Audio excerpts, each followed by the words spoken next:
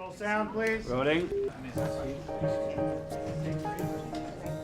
I play Maggie Harden. She lives in New York and she works on arts administration and development at the New School, and she's very practical and very clear, not passionless, but she's never really had a great love in her life in that way. So she's decided at the beginning of the movie that she's just gonna have a baby on her own because she's financially stable and she wants to, and she's quite logical. And then when she sets this in motion, she meets John, and I think she falls in love for the first time. The character I play is John Harding, a professor who's struggling to be a novelist, who's in an unhappy marriage, and he falls madly in love with this young woman he meets. He's living his life entirely in the shadow of his partner, Georgette, played by Julianne Moore, and the marriage is working completely for her. She's getting everything she wants, and he just feels a little lost. That's where we find him.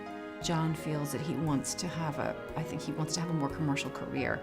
They end up getting divorced, and then Georgette oddly has sort of a breakthrough commercially and ends up being very successful. The divorce you feel like is probably acrimonious, but then they end up staying in touch as parents and friends and as colleagues, as work colleagues.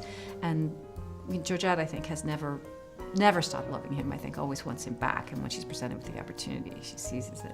It's about all these people falling in love and falling out of love and finding each other again, and nothing is perfect or cliched, and I think there was something, I just never read anything like that before. The idea of a woman wanting to have a child and not having a partner, when I read it, it didn't really strike me as, by God, this is modern. It was sort of like, yeah, this is what people are finding all different ways to achieve what they want in terms of family. I was looking for something that I could base a story on, which I wasn't used to doing, because normally I write my own material from the beginning. Even if it's a novel, I'll base things off my own novels.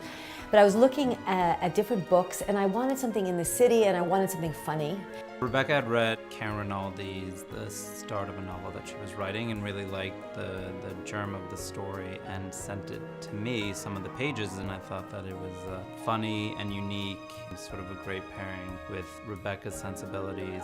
The main thing that Karen really wanted was that Maggie was not motivated by guilt, that this was not a story about guilt, but something else, a desire not to be wasteful, a desire to do the right thing. And in a way, that's, I think, part of why she's such an original character. And Rebecca is an auteur filmmaker. She has Final Cut, and she likes to work. She doesn't like to work outside of this system. She needs to work outside of this system. The plan, like with a lot of independent films, is to put a package together and then figure out how much, the film can be made for, and to try to keep it manageable so that you have the artistic freedom that this type of film warrants. In terms of sending it to actors, we really went targeting people that we knew would be right for the parts. When they approached me with this, I paid special attention. Rachel Horowitz is a producer on it who's a friend of mine and somebody I also wanted to work with. And then throw into it two of the best actresses working today. It was a pretty straightforward decision. Luckily, I'm supposed to be intimidated by Julianne's character, Georgette, in the film, and I am so intimidated by her. I got to work with Julianne for one day, but it was a great day. I think she said at the end of the day to Greta and I, it was really fun. I got to work with other women today, and we were all kind of looking around like, yeah. I mean, she's not an intimidating person. Julianne is like a sweet, wonderful woman, but she's a tremendous actress, and she's also playing this Danish genius.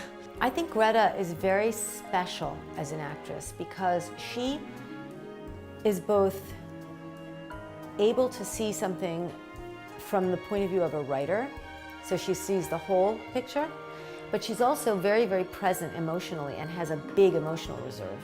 So to be so real emotionally and yet be funny and sort of see how you and what you're doing is fitting into the whole story, that's a really special kind of gift, and it's something that I think very few people have.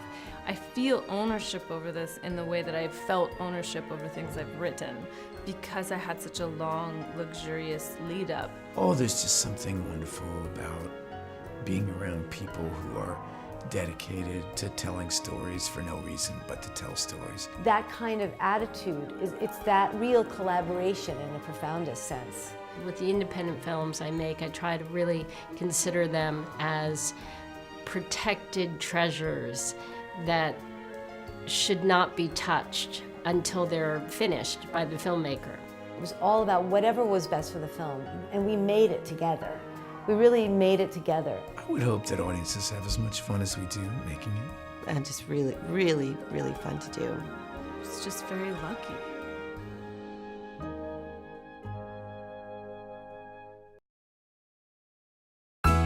ニューヨーク、恋愛ベタでも母親になりたいマギーの前に現れたのはモテ男のジョン。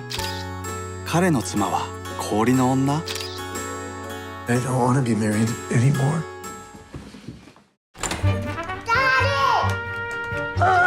Well, we're all here now. Maggie? Oh. I want to say thank you for taking such good care of the children while I was gone. Such deep oatmeal. I thought I was rescuing.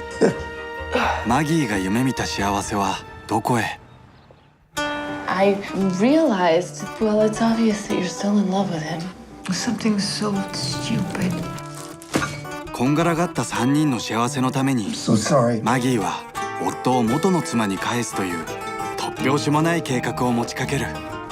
I'm in. マギーズプラン、幸せの後始末。